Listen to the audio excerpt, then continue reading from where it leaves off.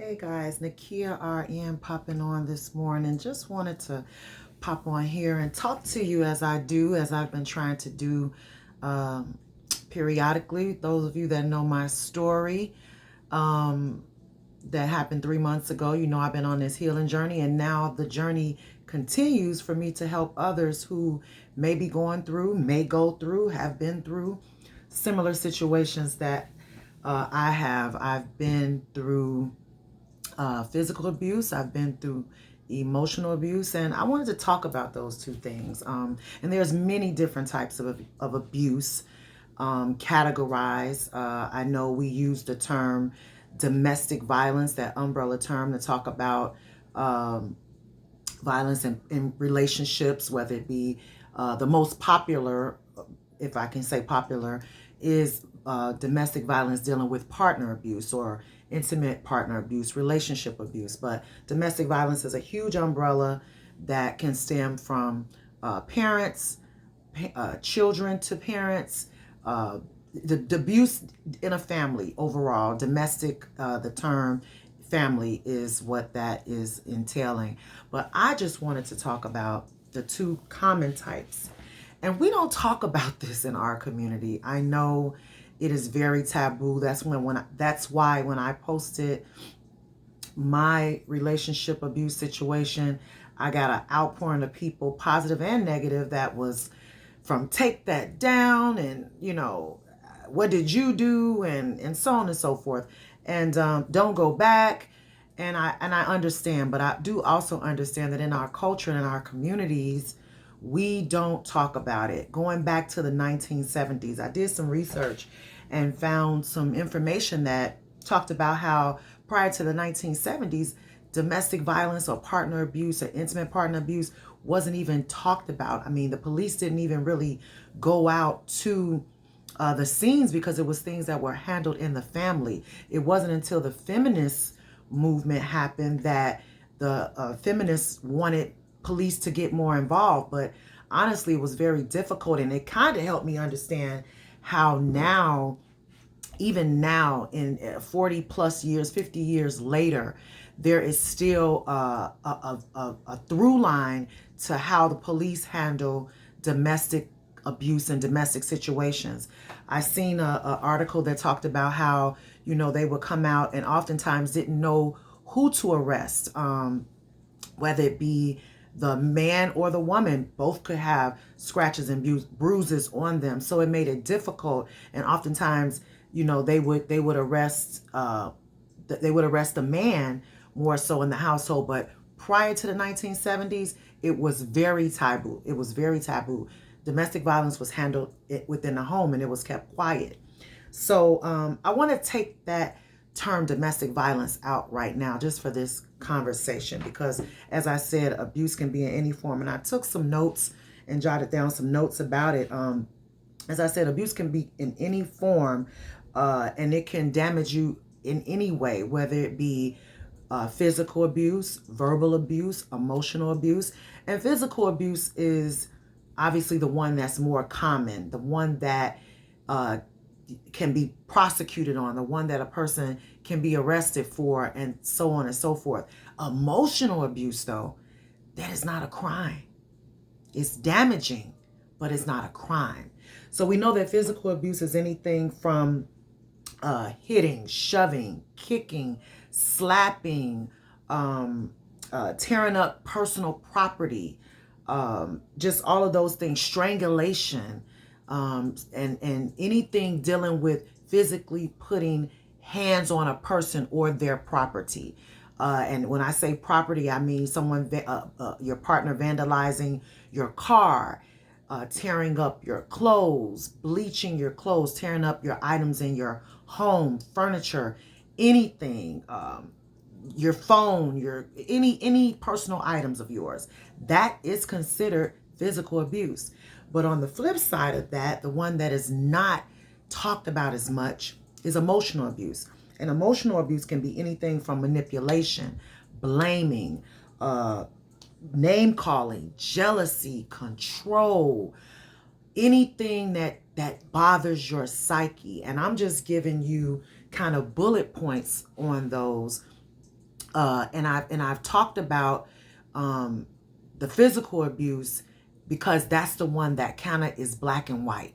But emotional abuse is a little bit deeper, and emotional abuse tends to be something overlooked because oftentimes we consider it arguing, but it's damaging. Words are damaging. There's power in words, controlling a person's whereabouts, what they do, who they talk to. That's all emotional. And we can go even further and go down further, going through someone's phone, checking call logs, anything that is along them lines of control and manipulation is considered emotional abuse, and it's unhealthy. It's damaging to a person's self-esteem. I've had a couple of men pop into my messaging during this last 3 months and tell me that they've been verbally abused by their significant other, called out of their name, and things of that sort. So all of that lines into the category of abuse, but emotional is just harder to identify because, as I said, we typically in culture look at it as arguing, calling each other names, tit for tat, situations happening. You go through my phone, I go through your phone. You prohibit me from going out with my friends, I prohibit you from going out with your friends. All of those things are emotional abuse.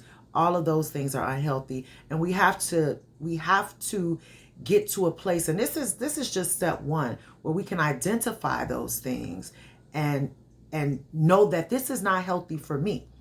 This is not causing me to feel good about myself. The way you're talking to me makes me feel a certain kind of way. These are the things that need to be said, not probably earlier in the relationship, rather than once the relationship is in full force and full bloom.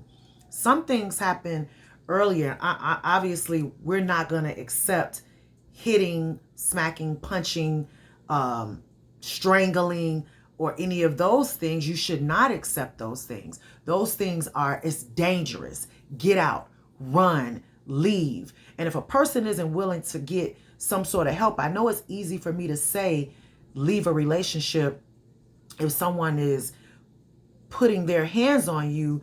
It's not easy to say. It's what has to be said. And I'm not even saying, hey, to each its own. I'm not even saying you don't go back. You may be in a situation where, like me, it may be a one-off. I don't know. But there needs to be accountability for that thing. And it needs to be boundaries put in place for things like that, whether it be emotional or physical abuse. So I just wanted to pop on here and give you guys those two types of abuse. There are many types. There's financial, there's sexual, there's technology abuse. Like I said, that kind of falls in line of emotional to me, but they've coined the term technology abuse when you're going through your significant others' emails and phone records, and you're asking them to share their location, and you want access to their Ring camera if you guys don't live together. So it's so many different categories of abuse, but I just wanted to talk about the two most common ones and shed some light on those, and say that if you need help, if you're in any abusive situation that you think is abuse, if someone is making you feel uncomfortable, if someone is making you not feel loved, even if it's in a new relationship, or even if you've been in a relationship, you have to find the courage to first speak out and say something to the person, and make sure you set those boundaries. You can't tolerate abuse of any kind. You can't tolerate abuse of any kind. And so you have to set those boundaries, and you have to let a person know, hey, I don't like this. I've worked on myself. If this is a problem that you have within yourself, you need to get some help. I'm not going to tolerate this. And that's conversation number one. Off the bat, this is going into a new relationship. Once you've gotten knee deep in, you're going to have to find some other outlets, and there's resources and people that can help you if you're kind of unclear on what's happening and you're kind of afraid and don't know what to do. There's a domestic violence hotline you can always call. There's many different resources and many different non-for-profits and many different things. I know sometimes it seems like there's no one listening and you don't know where to turn, and you maybe not want to talk to your family, but you got to reach out to someone. If you need to reach out to me, if you're going through anything, you kind of don't know if what you're going through is abuse, send me